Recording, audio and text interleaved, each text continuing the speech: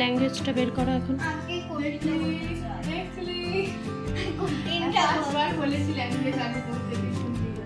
নাও।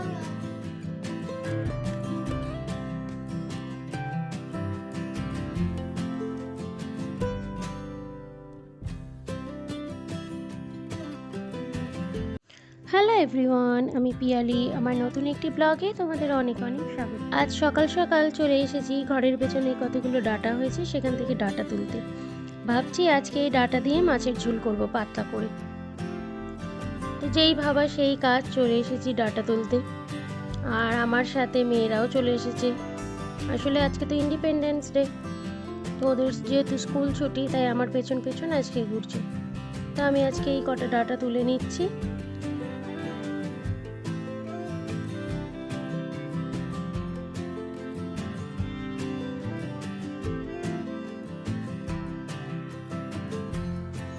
যা যা যা।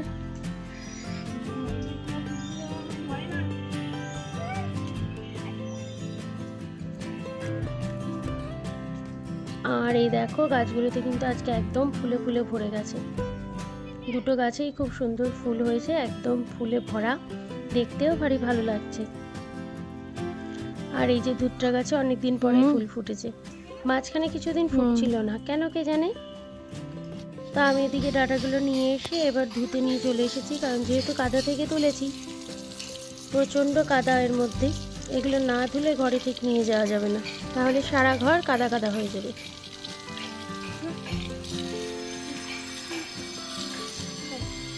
তো এরপরেই আমাদের বাড়িতে আমাদের মাসতুতো যা আর দেওর এসছে, আর এটি হচ্ছে তাদের দুই ছেলে মেয়ে।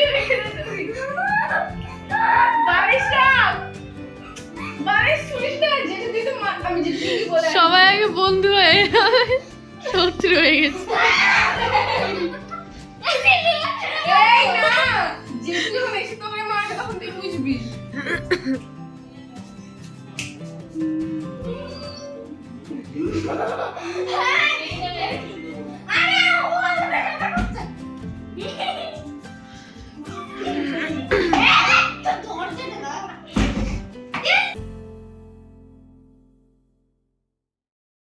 তাই জন্যে আমার আজকে প্রচুর কাজ। আমি আর আজকে একদম তোমাদের সাথে সকাল থেকে ব্লগটা শুরু করতে পারিনি, তাই সন্ধ্যে থেকেই শুরু করছি আজকে। সন্ধ্যে বলতে এই বিকেল বিকেল।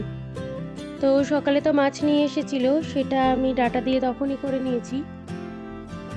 আর মাছের সাথে অনেকটা তেলও নিয়ে এসেছিল, সেটা দিয়ে পুঁই শাকের চচ্চড়ি করেছি তখন। আর এই এখন বিকেলবেলায় কিছুটা মটন নিয়ে এসছে, কারণ তখন এই দুপুরবেলা তো আর বাজারে যাওয়া সম্ভব হয়নি, তাই বিকেলবেলাতেই নিয়ে এলো মটন। আর এদিকে ওর বাবাকে বললাম, যেহেতু বাচ্চারা এসছে, সকালে আমি ওদেরকে মিষ্টি দিয়েছি, ফল দিয়েছি, বাচ্চাগুলো কিচ্ছু খায়নি, এত খারাপ লাগছিল সারাদিন মনটা। তারপরে ওর বাবাকে বললাম যে একটু চিকেন আনতে দাও ওদেরকে, তাহলে একটু সন্ধ্যেবেলায় স্ন্যাক্স হিসেবে একটু চিকেন পকোড়া মতো করে দেবো। তাই জন্য একটু চিকেনটা দেখছি একবারে কেটেই নিয়ে এসছে, তো এই সমস্যাটা থাকলো না। আসলে বাড়িতে লোকজন আসলে আনন্দও যেমন লাগে, কাজও কিন্তু প্রচুর বেড়ে যায়।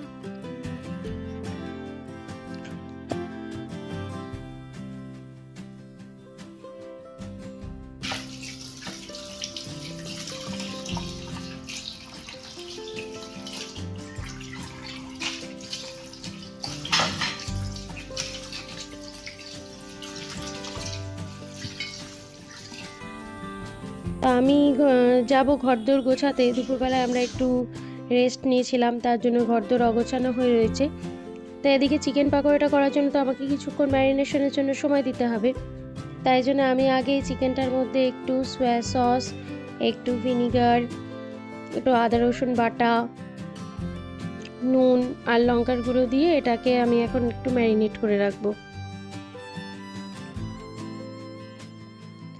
ততক্ষণ আমি ঘরের কাজগুলো সেরে নেবো, তারপর সন্ধে দেওয়া আছে, এগুলো করে নিতে নিতে এদিকে চিকেনটা আমার প্রিপেয়ার হয়ে যাবে।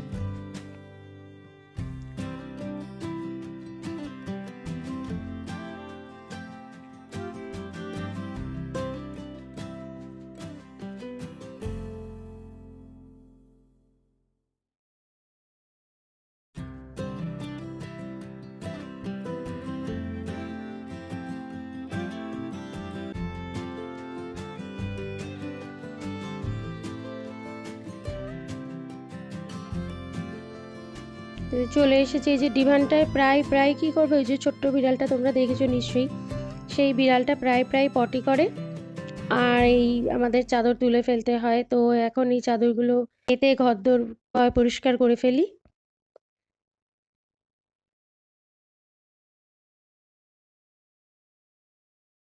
যতই ঘরদোর গুছিয়ে রাখি না কেন একটু উলটপালট হয়েই যায়, তো মানুষজন আসলে একটু গুছিয়ে রাখাটাই শ্রেয়।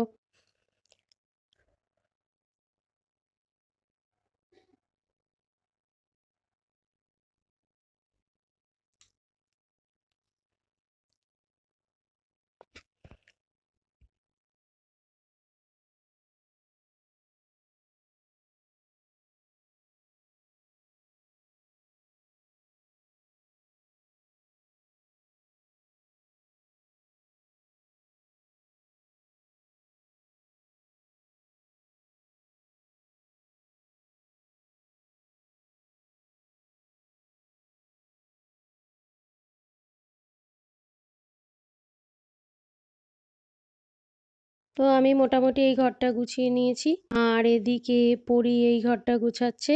লোকজন যখন আসে পরি কিন্তু আমাকে তখন অনেক হেল্প করে ঘরদোর গোছাতে।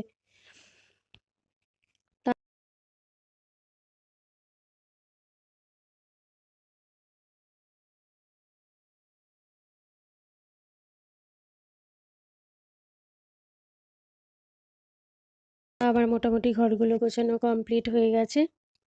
এবারে এর মধ্যে ওর বাবাও চলে এলো, তো এখন আমরা দুজনের জন্য একটু চা বসিয়ে নেব। একটু চা খেয়ে তারপর একটু গা হাত পা ধুয়ে সন্ধে দিয়ে রেডি হয়ে তারপর রান্না বান্নায় নামবো।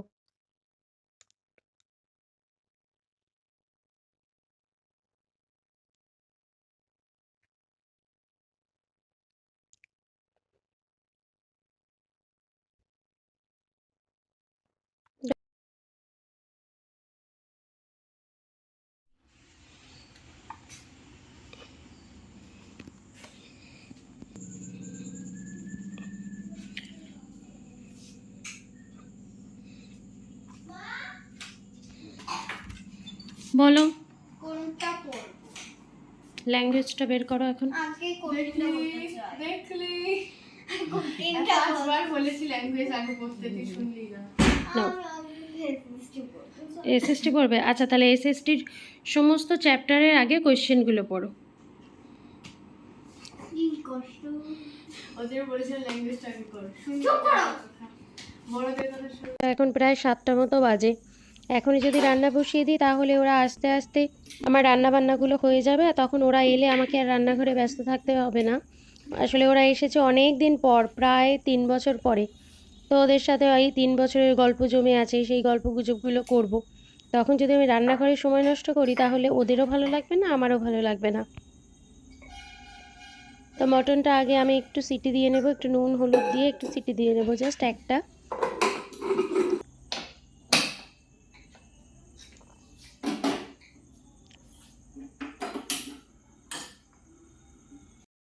আর তার পাশে এই যে চিকেন পকোড়াটা করার জন্যে কড়াইটা বসিয়ে দিয়েছি। এখন ওরা আসতে যদি দেরি হয় ততক্ষণ দুটো আবার টিফিন না খেয়ে থাকবে, তাই আগে আমার দুটোকে করে দিই, ওরা একটু খেয়ে নিক, তারপর ওরা যখন আসবে ওদেরকে তখন করে দেবো। আর এদিকে আমি ক্যাপসিকামটা কুচিয়ে রেখেছি, চিকেনের সাথে একটু ভেজে দেবো, আর তার সাথে একটু পেঁয়াজও কুচিয়ে রাখছি, ভালো লাগবে। শুধু চিকেনটা অতটা ভালো লাগবে না, আর এটার সাথে একটু সবজি দিলে ভালো লাগবে। তা আমি এখন এই চিকেনটার মধ্যে একটু কর্নফ্লাওয়ার, একটা ডিম ভেঙে দেব,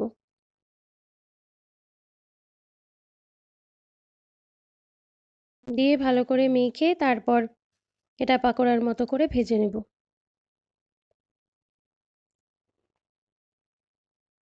এটা করতে খুব বেশি একটা তেল লাগে না, অল্প তেলেই এটা হয়ে যায়।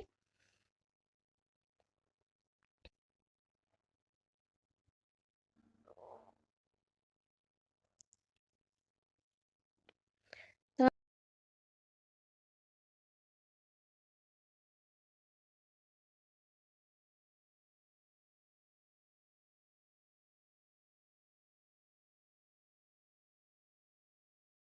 আমার এটা প্রায় হয়ে গেছে।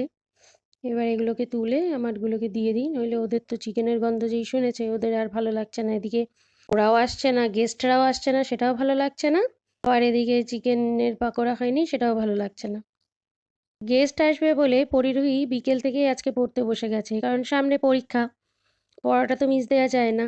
তা আমি বললাম যে যেহেতু ওরা রাতে আসবে, রাতে তো পড়া হবে না, তাড়াতাড়ি করে পড়ে নাও। তা দুই বোনই দেখলাম লক্ষ্মী মেয়ের মতো বই নিয়ে বসে পড়েছে। এই যে খেতে খেতে আবার একটু এসছে কি কি রান্না হচ্ছে দেখতে। এই গাজর।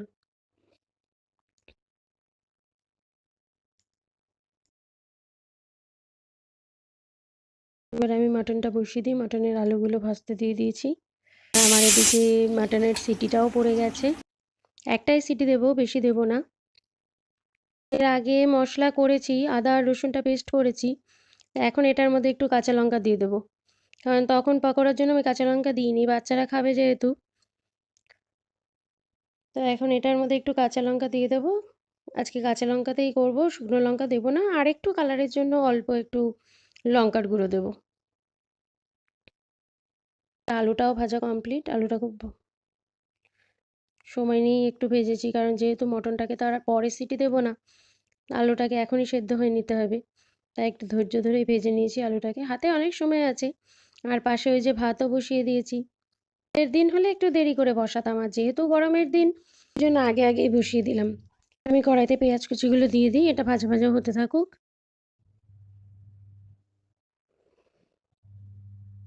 হয়েও গেছে ভাজা ভাজা। আর আমার এদিকে দেখো মাটনটাও কিন্তু খুব ভালো সেদ্ধ হয়েছে। তো এই যে বললাম দুপুরে রান্না করেছিলাম মাছের তেল দিয়ে পুঁই শাক, আর হচ্ছে এই যে মাছ ডাঁটা দিয়ে আর আলু দিয়ে। তো ওদের জন্যই রেখেছি, আমাদের জন্য আর রাখিনি। আমরা একবার খেয়েছি, আর ভালো লাগছে না। আমার পেঁয়াজ ভাজাটাও কমপ্লিট, এর মধ্যে এবার বাটা মশলাটা দিয়ে দেবো।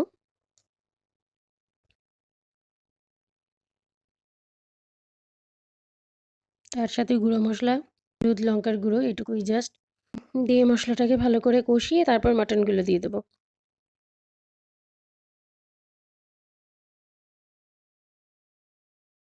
এবারে আমি মটনগুলো ছেঁকে ছেঁকে এক এক করে এর মধ্যে দিয়ে দেবো, দিয়ে খুব ভালো করে কষিয়ে নেব।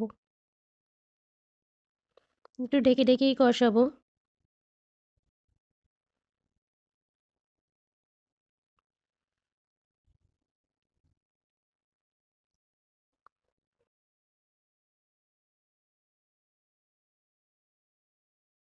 তো এই যে বড়টার পড়া হয়নি এখনো, আরেকটু বাকি আছে। ছোটটার পড়া হয়ে গেছে, ও এখন ট্যাব দেখতে বসেছে। আর দেখো কিছুক্ষণ আগে বিছানাটা গোছানো হয়েছে।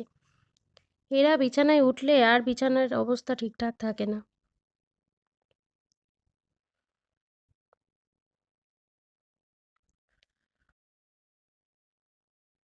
তো রান্নাঘরে এত গরম, আমিও একটু চলে এসেছি ঘরে ঠান্ডা হতে, তারপরে আবার যাবো রান্নাঘরে।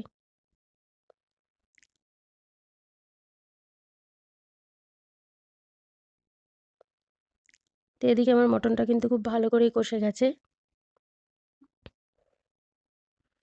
এবারে আলুটা দিয়ে দিই, আলুটাকে দিয়ে আর একটু কষিয়ে নিয়ে জল দিয়ে দেবো। আর এদিকে ভাতটাও উতলে গেছে, ঢাকাটা নামিয়ে দিই। তো দেখো কাউন্টার টপটার কি অবস্থা, রান্না বান্না করতে থাকলে না এই এক ঝামেলা।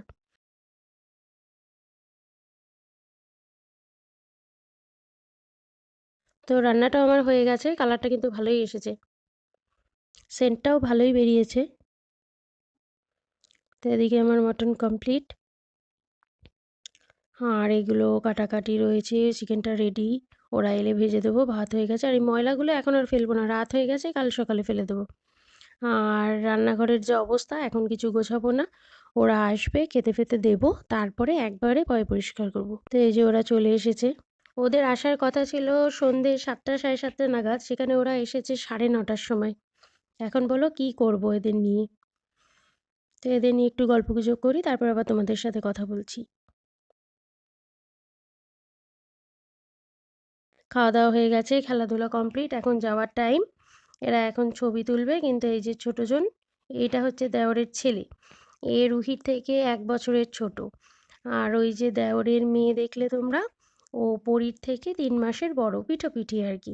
এই ছেলে তো বীভৎস দুরন্ত, একবার এদিকে যাচ্ছে একবার ওদিকে যাচ্ছে, একবার সিসিটিভির সামনে বসছে, ওকে ক্যামেরায় দেখা যাচ্ছে কিনা সেই পরীক্ষা চলছে।